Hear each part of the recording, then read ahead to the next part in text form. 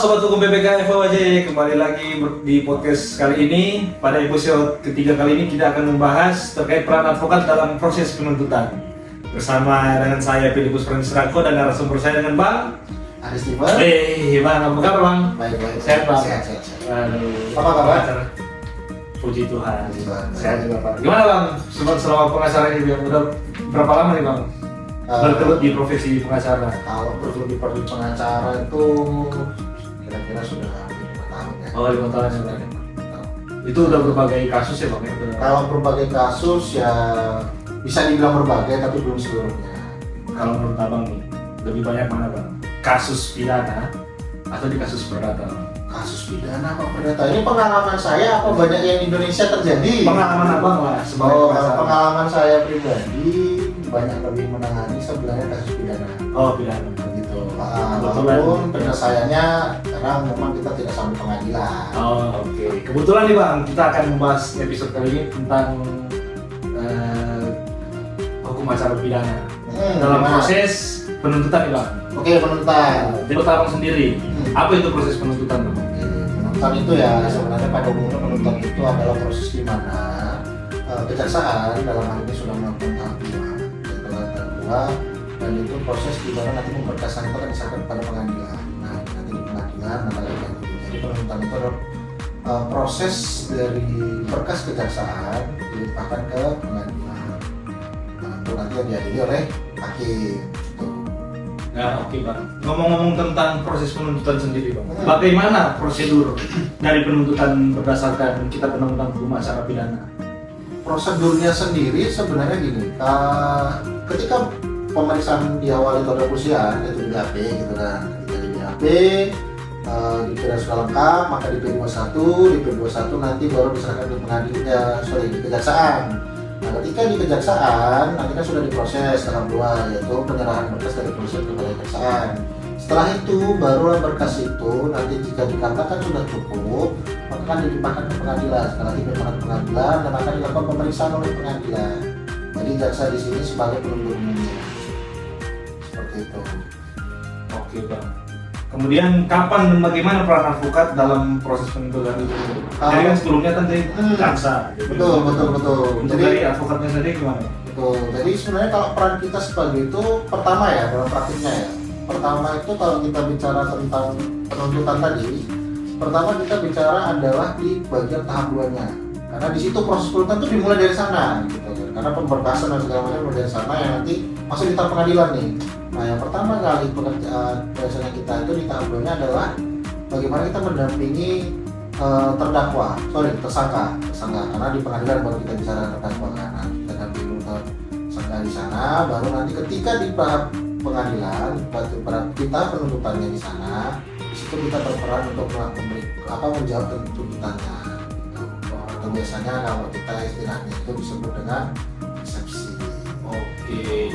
Kalau boleh tahu nih Bang, apa aja sih Bang syarat formil dan materialnya yang harus dipenuhi oleh jaksa penuntut umum saat membuat surat dakwaan itu sendiri Bang? Oke, ini sebenarnya seharusnya jaksa yang lebih tahu ya daripada saya, karena saya pengacara ya. Sebenarnya umumnya yang secara syarat-syarat yang harus kita tahu ketika tentang penuntutan, kita sebagai pengacara juga mencari celah tentang situ ya, di eksepsi ya. Pertama itu adalah tempat kejadiannya apakah benar sesuai dengan tempat di mana pengadilannya diajukan.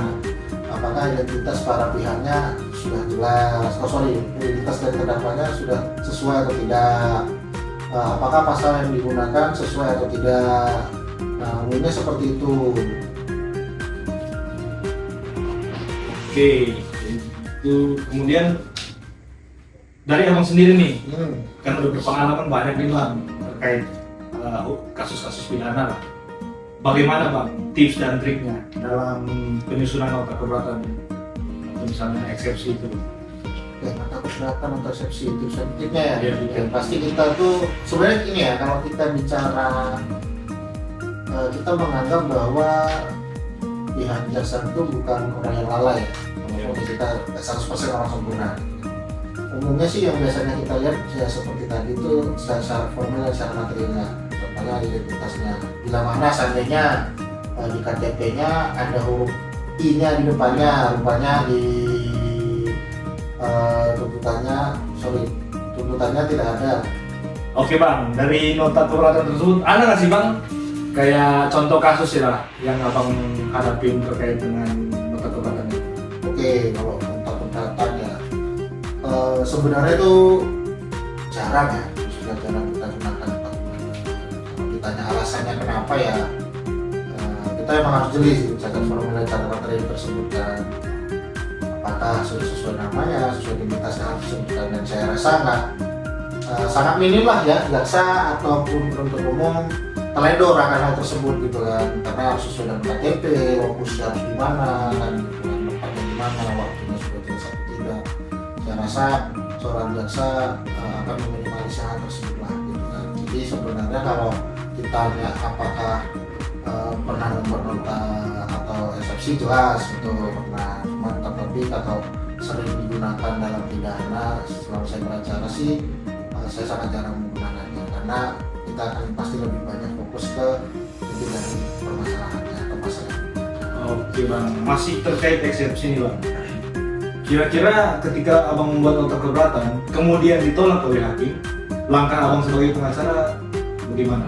Oke, kalau seandainya kita eksepsi gitu kan, sebenarnya kita nanti tuh sudah masuk dalam tahap putusan jelas. Jadi biasanya ketika kita eksepsi, kita keberatan nih, identitasnya beda. Nanti kan hakim yang sebagai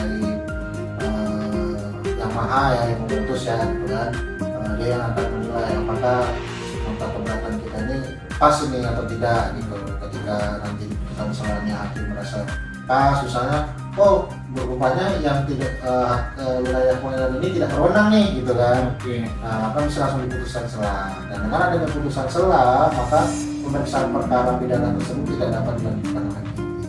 Oke bang, tadi dengar-dengar nih abang ngomongnya ada putusan selah nih. Oke. Mungkin dari sobat PBKH UAJY mungkin belum terlalu mengerti terkait putusan selah. Nah dari abang sendiri pengertian putusan selah itu apa sih bang? Oke. Putusan selah itu adalah putusan yang diputus oleh pengadilan atau hakim gitu kan, yang belum sampai masuk pada pokok perkara yang tadi, itu berhubungan sama tadi nota keberatan kita kan. Ini tidak layak disidang di sini misalnya gitu, dikarenakan kejadiannya di kota A, kenapa disidang di kota B. Nah karena kita memprotes hal tersebut gitu kan, dan hakim menilai bahwa apa yang kita dasarkan itu terbukti, maka dikeluarkan putusan selah. Jadi memang belum membicarakan tentang tindak pidananya, tapi lebih kepada apakah dakwaan itu sudah sesuai, tidak lagi cacat formil ataupun cacat material, yaitu ya sesuai dengan identitasnya atau tidak, atau kejadiannya betul di sana atau tidak, hanya cuma di situ aja. Oke bang, yang terakhir nih bang, dalam menghadapi kasus pidana nih bang, pengalaman yang menurut abang paling ribet nih dalam menghadapi kasus pidana itu apa bang? Mungkin bisa diceritakan contoh kasusnya gitu bang? Boleh minum dulu kan? Oh boleh minum aja bang. Saya minum. Boleh ya. Oke. Kalau ditanya kasus pidana yang paling dibilang sulit tidak sulit ya, tapi saya lebih senang mengatakan unik gitu ya. Oh. Ya, kalau sulit itu seolah-olah kita nggak mampu untuk mengerjakannya, gitu kan? Tapi kita lebih unik gitu ya. Kasus pidana yang unik itu sebenarnya ada gitu, yaitu ketika posisi di mana kita membela terdakwa tersebut yang adalah seorang korban. Nah ini sering terjadi nih gitu kan, kalau dengan kasus istilah kata membela diri gitu kan, tapi pada posisi yang seperti apa, pemaknaan seperti apa. Nah hal-hal kasus pidana yang seperti itu kadang unik untuk tertantang kita sebagai seorang pengacara untuk membela hak daripada terdakwa. Contoh misalnya KDRT gitu kan, KDRT suami istri, dua-duanya rupanya lulusan bisa bela diri lah gitu kan. Nah, karena bisa bela diri, ketika mereka berdebat gitu kan, terjadi serangan fisik, saling menghindar, saling dipukul, itu akhirnya terjadi seperti itu kan. Nah, cuman yang namanya kekuatan, tenaga dan segala macam itu kan kita tahu ya gitu kan.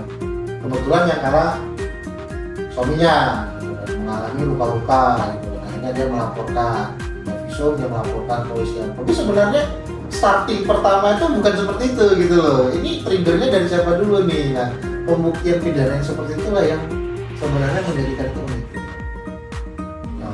Karena ya si suami melaporkan, malah kan yang disalahkan istrinya kan, karena dia merasa dipukul dan ini segala macam. Padahal istri juga pasti mengalaminya dong, gitu kan. Pasti dia juga ada luka dong. Cuman dia nggak berpikir nih untuk melaporkan suaminya sendiri nih, undang-undang KDRT-nya nih, gitu kan.